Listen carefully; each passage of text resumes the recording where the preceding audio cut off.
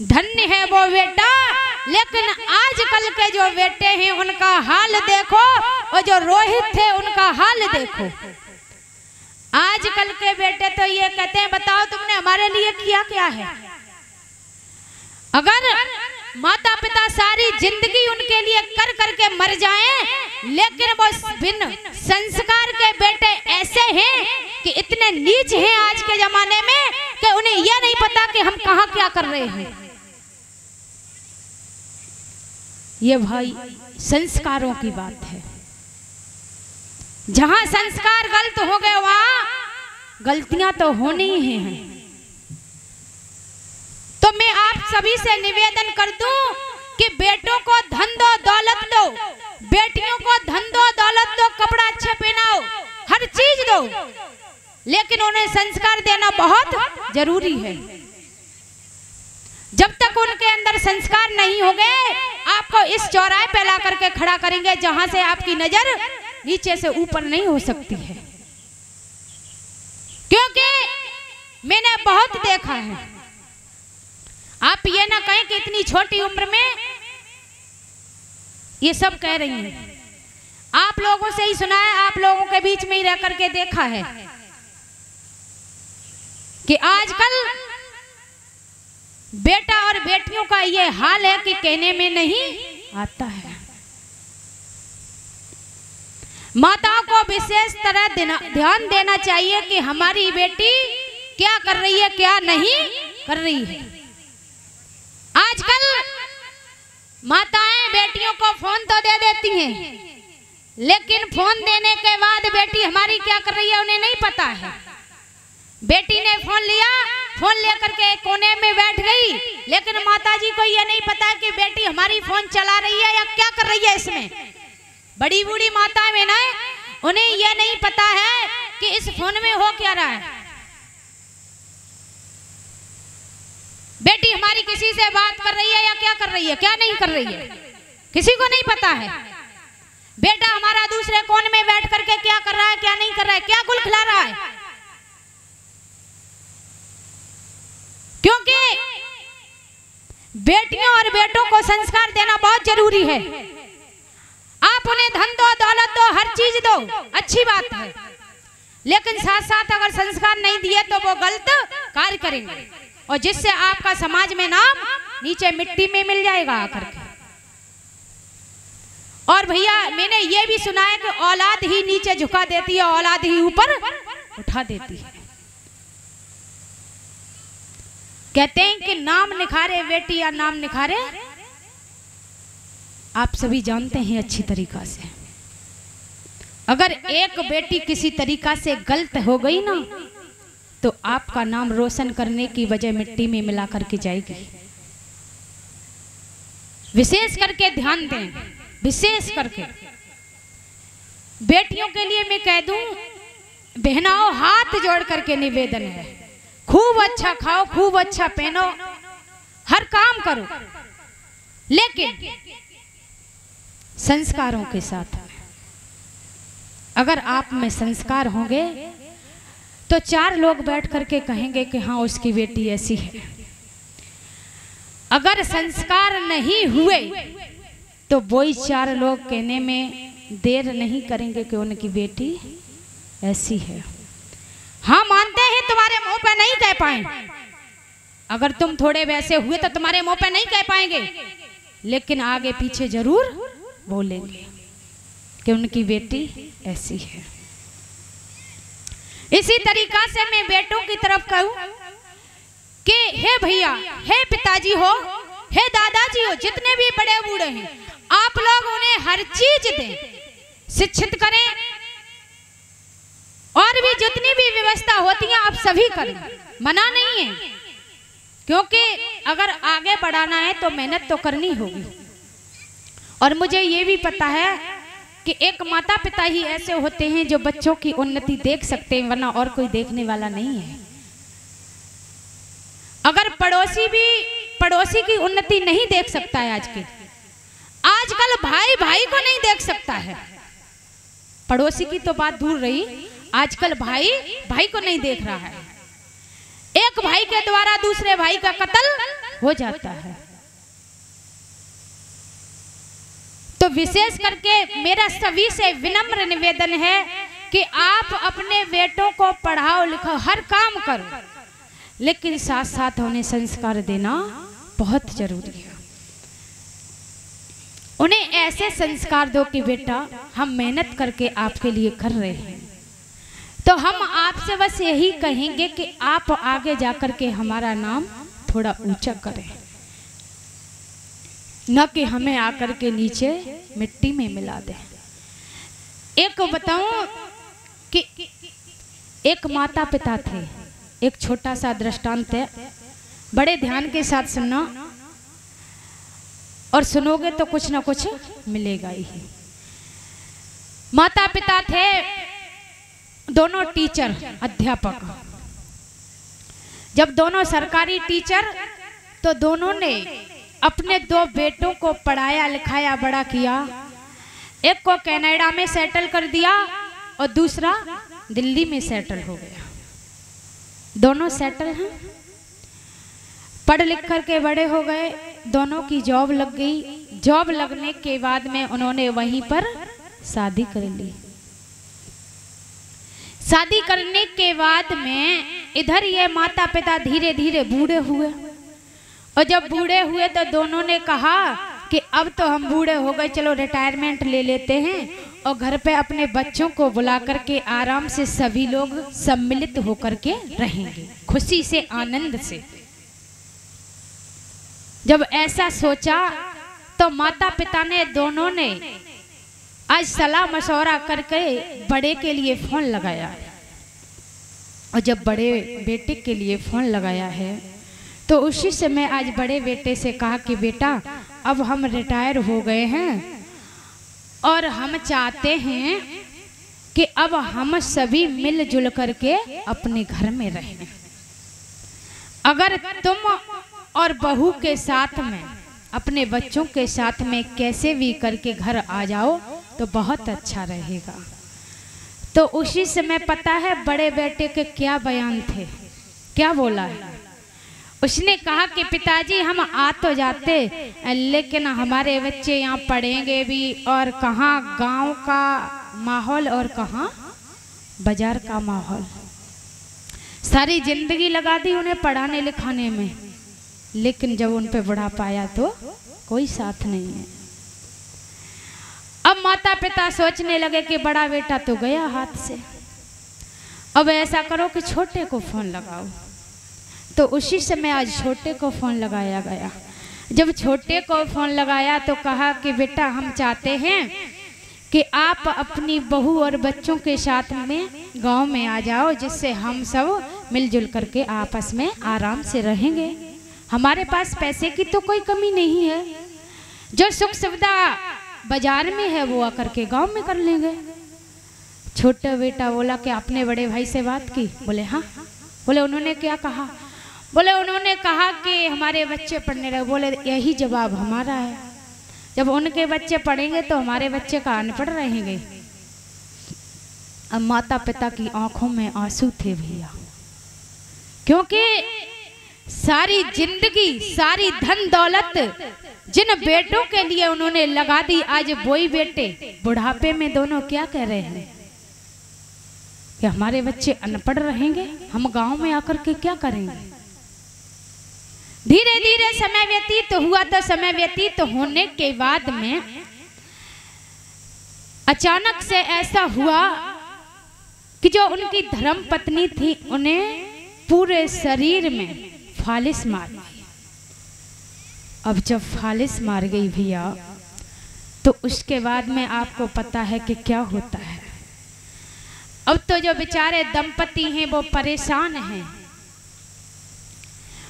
हर चीज वो ही कराने ले जाते हैं, सेवा कर रहे हैं जितनी हो पा रही, क्योंकि वो तो उनकी पत्नी है। और जब 7 वचन लिए जाते हैं तो कहा भी जाता है कि जब तक जोड़ा है तब तक हर चीज है। 7 वचनों में कहते हैं कि छोड़ेंगे ना हम तेरा साथ हो साथी मरते दम तक। जब तक दम है तब तक हम तुम्हारा साथ छोड़ने वाले नहीं हैं। पति सेवा करने लगे। धीरे धीरे समय व्यतीत हुआ।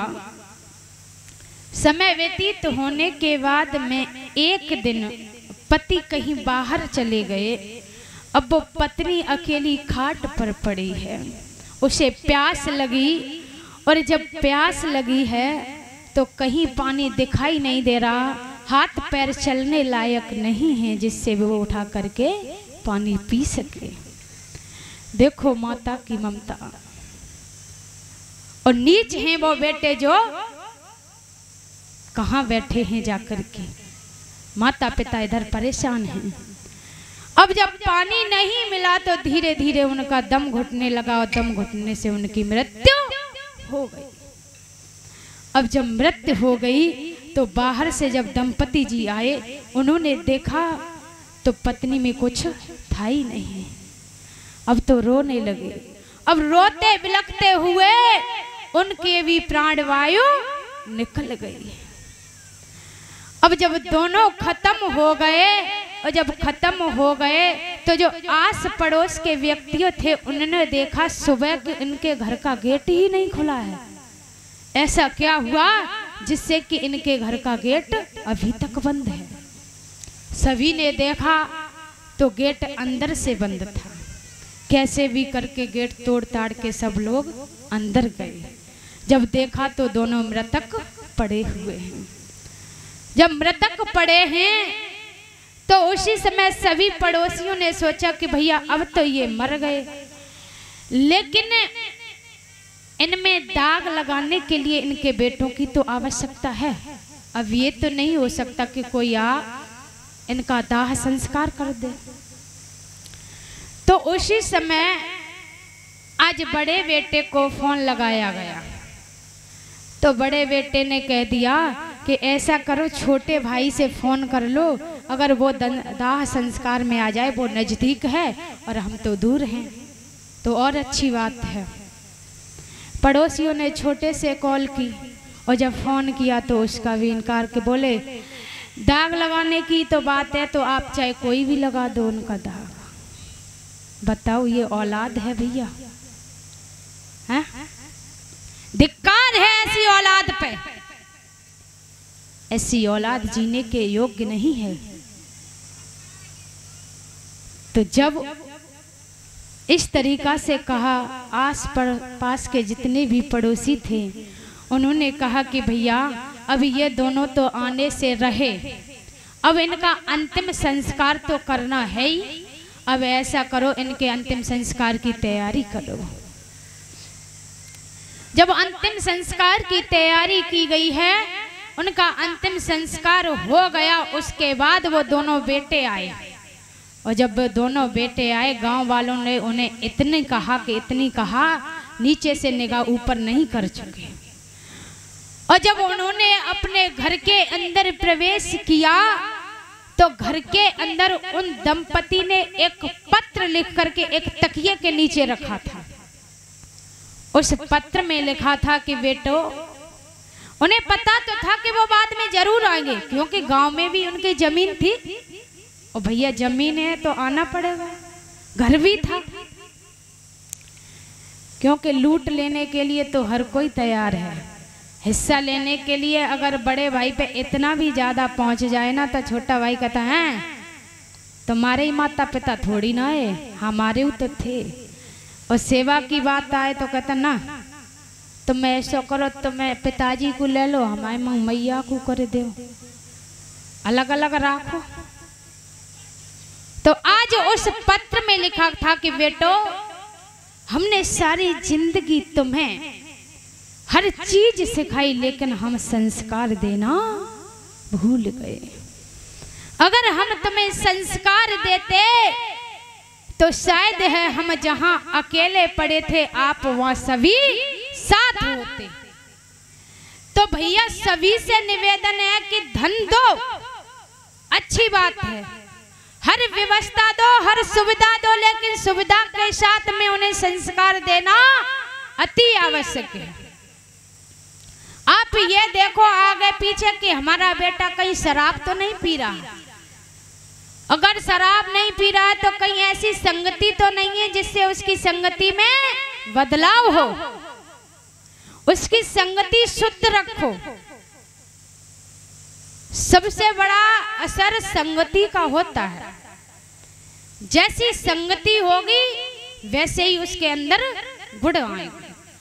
क्योंकि कहा जाता है कि अगर शराब के ठेके पर तुम जाकर के दूध भी पीना, शराब के ठेके पे जाकर दूध ही बेशक पीना, लेकिन बजोगे तो शराबी ही ना। कभी ये कोई नहीं कहेगा कि वहां जाकर के ये दूध पी रहा था, हैं? चाहे तुम वहां जाकर के दूध या पानी कुछ भी पियो, लेकिन बजोगे शराबी भैया। संगति का विशेष ध्यान रखें कि हमारी संगति कैसी है। अगर तुम्हारी संगति खराब होगी तो एक ना एक दिन तुम खराब होने हो, गारंटी है इस चीज की। 100 में 1-2 की नहीं कह सकती, लेकिन मैं ये कहती हूँ प्रूफ के साथ में कि अगर संगति खराब है तो तुम एक ना एक दिन खराब हो ही जाओ। तो हमेशा संगति शुद्ध रखें, जितना हो सके शराबी कबाड़ी से बचें, जितना हो सके। क्योंकि शराबी खुद तो पिटेगा लेकिन तुम्हें भी पिटवा करके लाएगा। शराबी के साथ में जाओगे तो शराबी ही बजोगे। कभी कोई ये नहीं कहेगा कि भैया ये शुद्ध है, ये शुद्ध नहीं हो सकता है। और आजकल के शराबियों की तो हालत ही खराब है भैया। ऐसे ऐसे शराबी हैं जिन्हें यही नहीं पता है कि हम क्या कर रहे हैं। कोई नाली में पड़ा है, कोई कहीं पड़ा है, और जैसे ही शराब उतरी फिर बिल्कुल म्याऊ के बच्चा बन गए। और जब शराब चढ़ी तो जी लग रही न जाने कितने बड़े गांव के नेता चले आए रहे, मैं ये कर दूंगा, मैं वो कर दूंगा, और है चाहे कुछ भी नहीं है। और कहते हैं कि शराब में सट जाती है। धिक्कार है ऐसी शराबियों पर। तो कहते हैं कि शराब में सट जाती है। कैसे सट जाएगी शराब में? हैं? शराब में अपना पराया दिखता नहीं है क्या?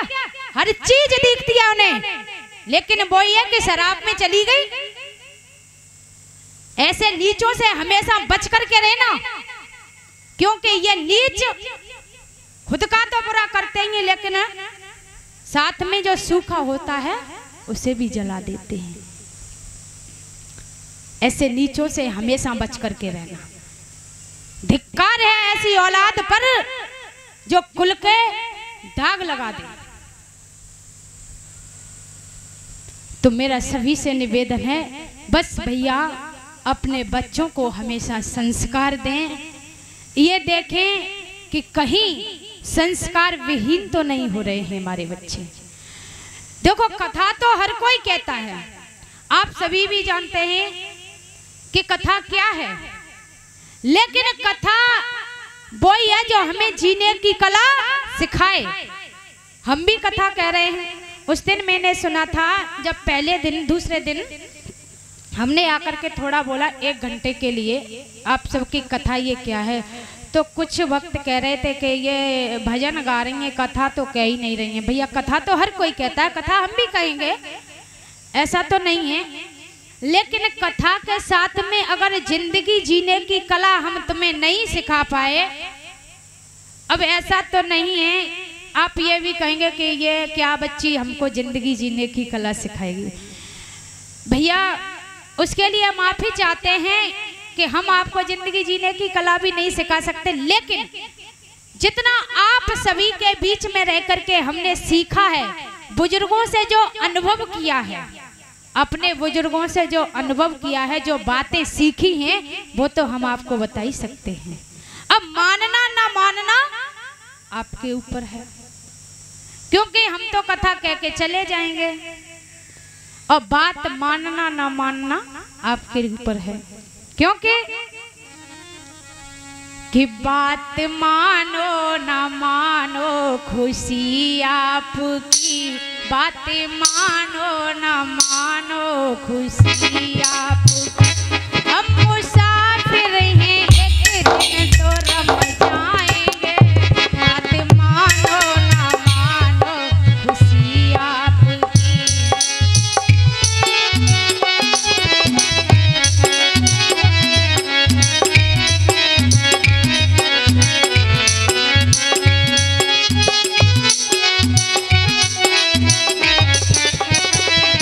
लेकिन संत की बात पर जो भी चले जाएंगे। एक संतों का संग, एक कथा को श्रवण करना, ये दो चीजें जहां मिले छोड़ना नहीं। संत की बात पर जो भी चले जाएंगे वो अमर नाम दुनिया में कर जाएंगे। बातें मानो ना मानो खुशी आपकी।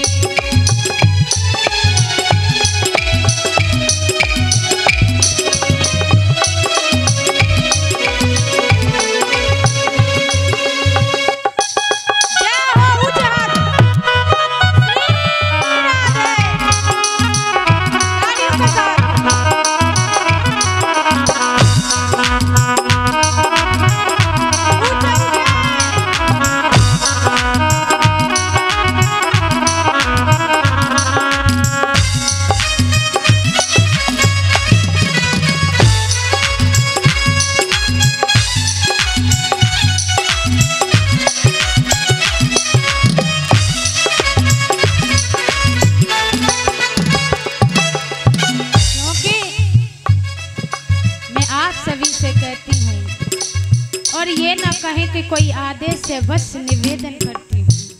भैया जितना हो सके संतों का संग करें, जितना हो सके कथाओं को सुने, क्योंकि कलयुग में बस प्रभु का नाम ही एक ऐसा है जो हमें पार उतार सकता है। कहा भी है वो कलयुग केवल नाम आधारा, सुमेरे सुमेरे नर उतरे पारा। राम सिया राम जय जय राम राम।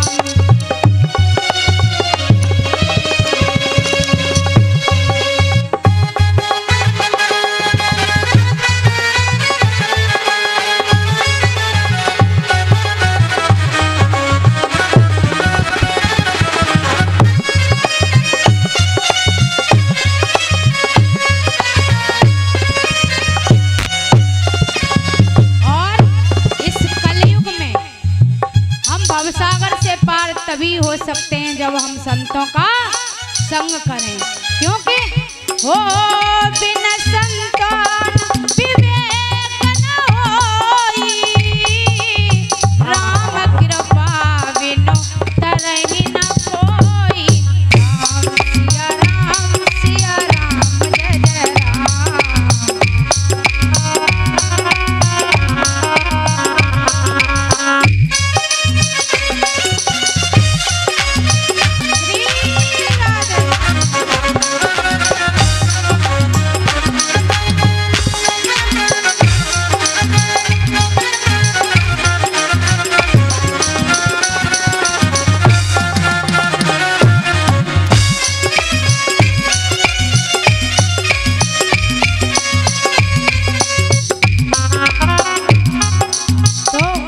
सभी से निवेदन है कि भैया संतों का संग करें जितना हो सके।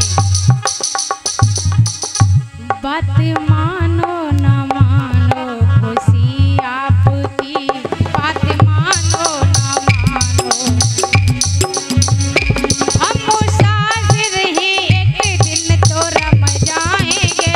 संत की बात पे जो भी चल जाएंगे।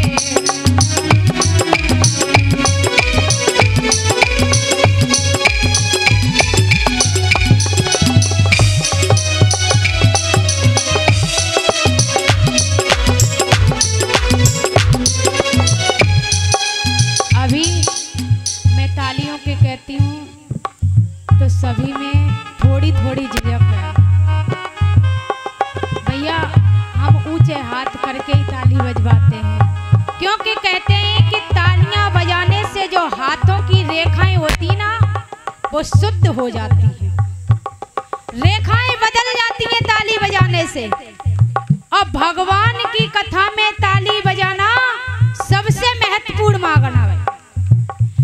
हम 84 लाख योनियों में हमेशा नाचते हैं और नाचते चले आ रहे हैं, और ना जाने तक नाचेंगे, लेकिन जो यहाँ नाच गया, जो यहाँ ताली बजा गया, वो 84 लाख योनियों में कभी नहीं नाचेगा।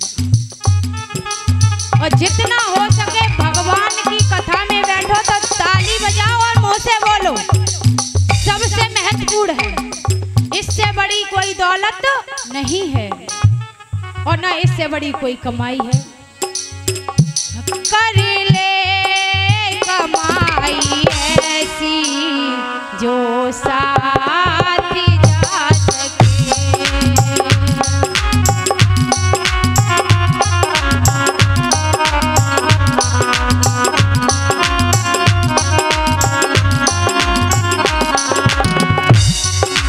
आज जो तुम कमाई कर रहे हो ये साथ जाएगी, जिंदगी भर कमाते रहे धन दौलत, लेकिन साथ जाने वाला कुछ नहीं है। अगर जाए तो मुझे बताओ। जब भैया अंतिम संस्कार होता है ना, तो सबसे पहले जैसे ही बड़े बूढ़े खत्म होए, जेबें टटोली जाती हैं। कहूँ डोकरा ने कछु धत्ता नहीं लो, कोई कीमती चीज पड़ी हो जा पे, माताएं बहना अपनी सासू मैया की जेबें टटोती। और पता है जब बड़ी बूढ़ी माताएं होती ना, तो इनके तो पैसा बकस में सबसे नीचे रखे जाता। तो जो बहुएं होती ना, वे पहले चाबी ढूंढती, चाबी बोले चाबी मिले, और चाबी बिने ना देख रही, वे तो मर ही रही, वे तो मरनी। अरे मरे से मर जाए, पहले जी देखो कि इनके पास हाथों का खाओ, और डोकरी छिपाए के कहाँ गई है। तो भैया जी कमाई करो जितना जाइए रहनी है, लेकिन ये जो तुम कमाई कर रहे हो ये ऊपर साथ जाएगी। तो ऊंचे हाथ सभी वक्त कर ले कमाई ऐसी जो साथ जा सके।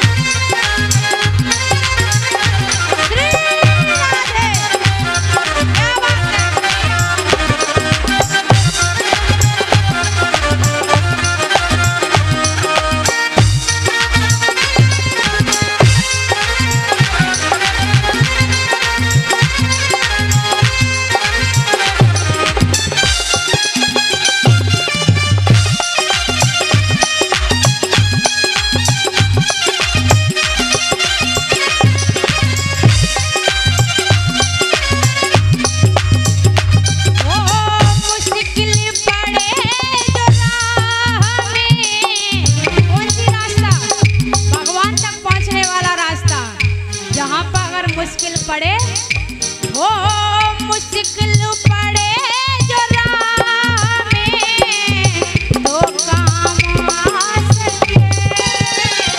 कर ले कमाई ऐसी जो साथ जा सके। एक बार और मुझे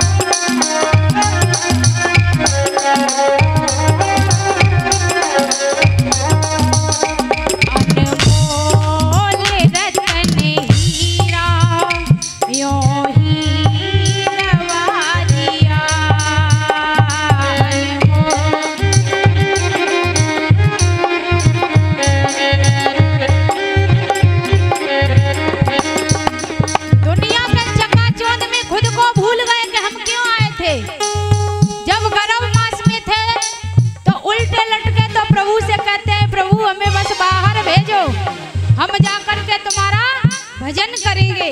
और लेकिन जैसे ही बाहर आए सब कुछ भूल गए, बचपन खेल कूद में गवा दिया, जवानी स्त्री के साथ में गवा दी, बच्चे हुए बच्चों के साथ में जो जीवन रहा वो गवा दिया।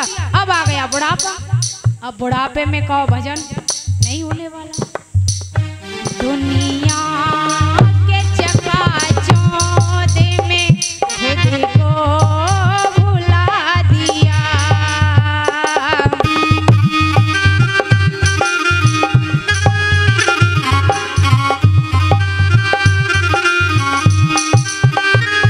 अनमोल रतन हीरा यूं ही गवा दिया।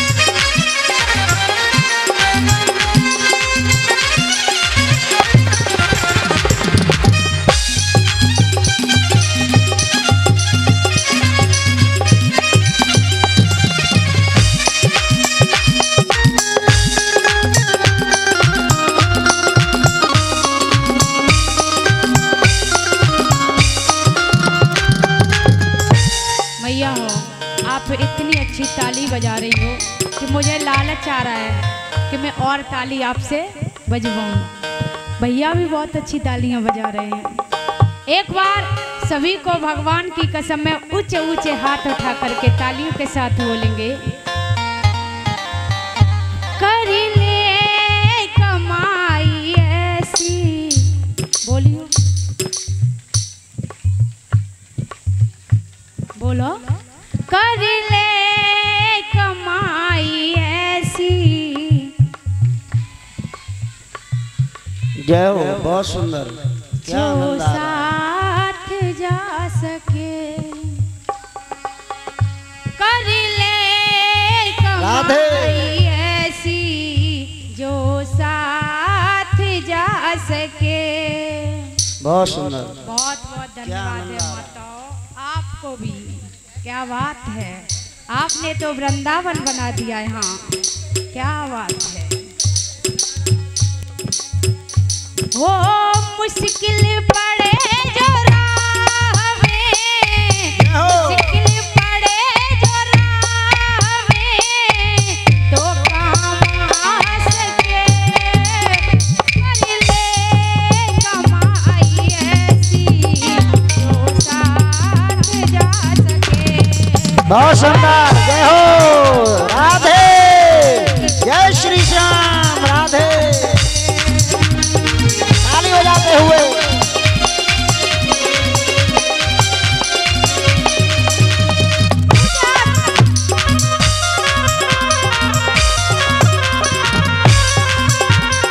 हरि बोल।